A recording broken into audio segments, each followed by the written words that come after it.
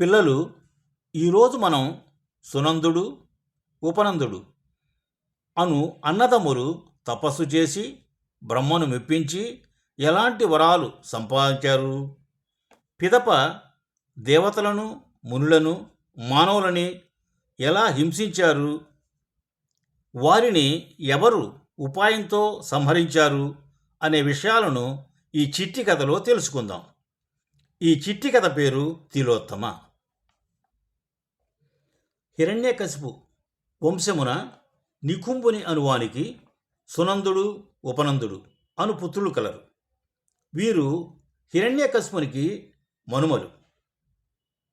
వీరికి సాటిలేని పరాక్రమశాలుడై లోకమున గొప్పవారు కావాలని తీక్షణమైన కోరిక ఉండెను. తపస్సు వలన కోరికలు తీరుతాయని, ఆయువు పెరుగునని తలంచిరి. వింధ్య పర్వతమును చేరి వానాకాలమున వృక్ష వాటికలలోనూ, వేసవిలో పంచాగ్ని మధ్యలోనూ, చలికాలమున నీటిలో నిలిచి నిరాహారులై ఎన్నో సంవత్సరములు తపస్సు చేసిరి. మదములు అణిచి, లోకములను మరచి, వాయువును బంధించి, నాళములు నవద్వారములు మూసి, యోగబంధనమును అనుసరించి, కుండలీ శక్తిని లేపి, బిందుభేదమును చేసి అమృతపానమునర్చిరి. యోగదీపమును వెలిగించి అజ్ఞానమును నశింపజేసిరి. వారి తపస్సు యొక్క వేడికి సముద్రములు ఇంకిపోయినవి. జీవులందరూ తల్లడిల్లిరి. దిగ్గజములు మూర్ఛనొందెను. కొండలు బంతుల వలె ఎగురుచుండెను. బ్రహ్మమంత్రము పఠించుతూ వారు తపస్సులో నిమగ్నమయ్యుండిరి. భూమిపైన ప్రజలకు పెనముపై వేసినట్లు ఉండెను.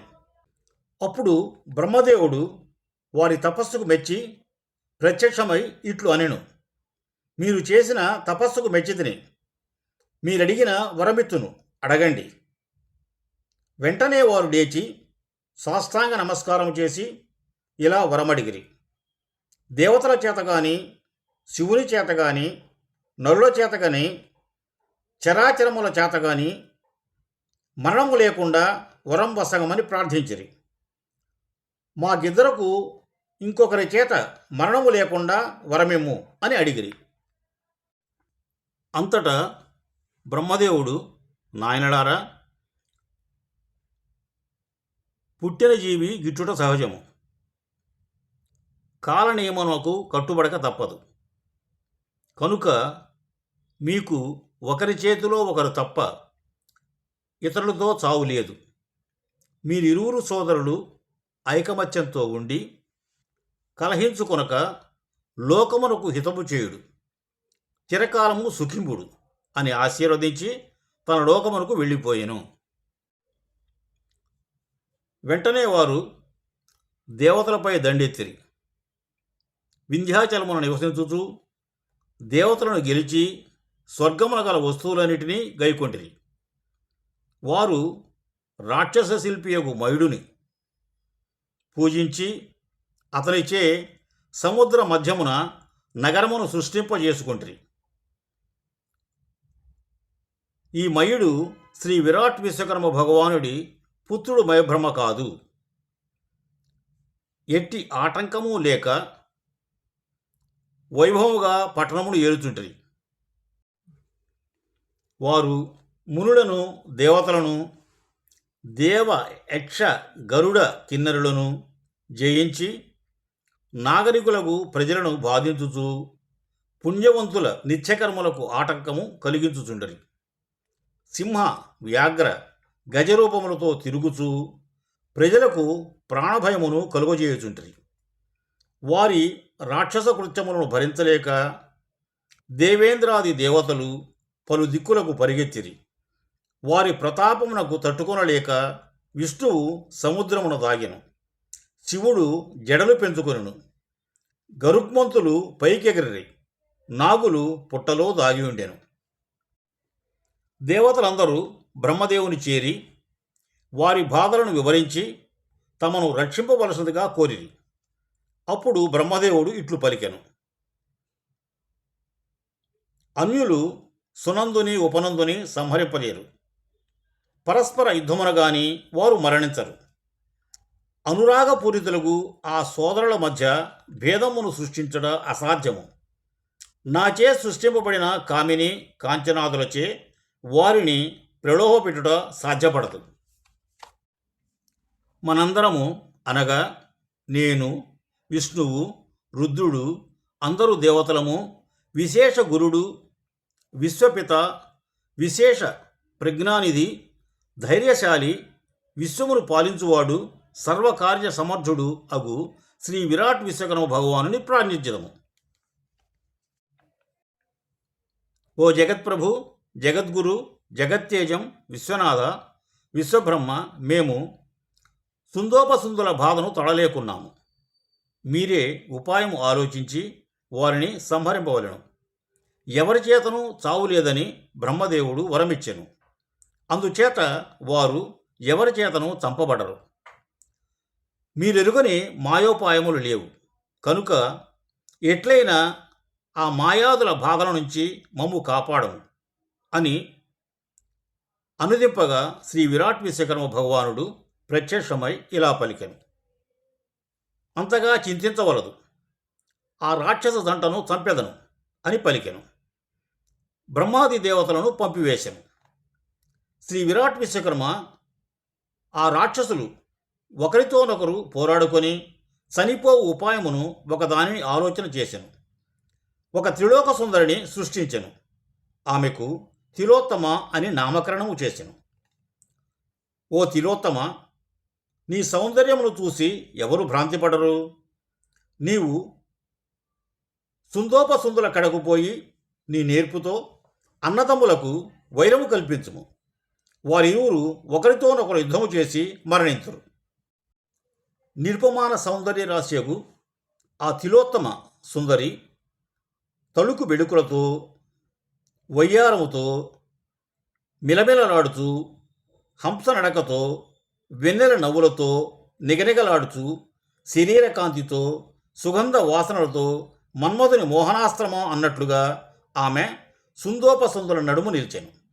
అన్నదమ్ములు ఇరువురు ఆ సౌందర్య రాశిని చూచి అచ్చెరు పొంది కామపీడితులై అన్నదమ్ముల అనుబంధం మరచి మోహాభీష్టమగు ఒక స్త్రీ కారణముగా కామముతో మతిభ్రష్టులై ఆమె పాదములపై పడిరి. ఈమె నా చెలి, ఇది నా సఖి అని సుందోపసుందలిరువురు తిలోత్తమ చేతులు పట్టుకొని ఇద్దరూ లాగుచూ సఖి రమ్ము అనుచుంటిరి. తిలోత్తమ తన చెంపపై చేయి వేసుకొని, నేను మిమ్ము లెస్స కోరి వచ్చి తిని, తోటివారు నన్ను వెక్కిరింపగా మీ ముందు నేను అబలనైతిని. అయ్యో, నేను మీ ఇద్దరితో ఎట్లు ఉండగలను అని ఏడ్చెను. అప్పుడు ఆ ఏడుపుకు ఆ ఇద్దరు ముష్టిఘాతములచే కొట్టుకొనుచుండ్రి. ఒక్క మాట, ఒక్క తేజము, ఒక్క భోజనము, ఒక్క పడక కావలను. వారి నడుమ మన్మధుని మాయ వలన తిలోత్తమ కొరకు జగడము ప్రారంభమయ్యను. ఈ సుందరికి నేనే పతిని, నేను పతిని అనుచు తాము అన్నదమ్ములము అన్న విషయం మరిచిపోయి పిడిగుద్దులు పోరాటమునకు దిగిరి. పిడిగుద్దులు, ముష్టిఘాతములు, బాహాబాటితో, సింహనాదములతో కయ్యమునకు దిగిరి. ఖడ్గముతో పోరాడి ఇద్దరూ చనిపోయిరి. అట్టి సమయమున సన్నని పూలవాన కురిసెను. ముల్లోకముల ప్రజలు సంతోషించిరి. బ్రహ్మాది దేవతలు వచ్చి ఆ తిలోత్తమును చూచి ఆమెను సృష్టించిన శ్రీ విరాట్ విశ్వకర్మ భగవానుని చతురతను మెచ్చుకొనిరి.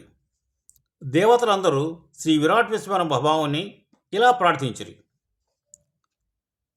దుష్ట సంహారమునకు, శిక్షరక్షణకు, జగత్ కళ్యాణమునకు సమము మించక సాక్షాత్కరించి సంరక్షించు ఓ పరమాత్మ, జయహో. శంఖము, చక్రము, గద, ఘంటము, అభయ ముద్రను దక్షిణహస్తమునందు, ఢంక, శంఖము, కమండలము, పుస్తకమును వామహస్తమున దాల్చి శ్రీ విరాట్ విశ్వకర్మ పరమాత్మ ప్రత్యక్షం అయ్యను. అంతటా దేవతలందరూ ఇలా స్తుతించిరి, కీర్తించిరి. బ్రహ్మ, విష్ణు, శివ, ఇంద్ర, సూర్యులకు తండ్రి అయి దేవాది దేవుడు అయిన శ్రీ విరాట్ విశ్వకర్మ, జగత్పిత, అనంత, అనాదిరూప, సర్వరూప, విశ్వంభర, విశ్వబ్రహ్మ, సర్వలోకరక్షక, జయహో జయహో. పిల్లలు, ఈ కథలో మనం శ్రీ విరాట్ విశ్వకర్మ తిలోత్తమ అనే సౌందర్య రాశిని సృష్టించి ఇరువురి అన్నదమ్ముల మధ్య ఆమెచే వైరము కల్పించి ఇద్దరును మరణించేలా చేశారని తెలుసుకున్నాం కదా. ఇప్పుడు ఈ కథలోని నీతిని ఒక వాక్యంలో చెప్పుకోవాలంటే, ప్రతి అపాయానికి ఒక ఉపాయం ఉంటుంది. ఇదే ఈ కథలోని నీతి.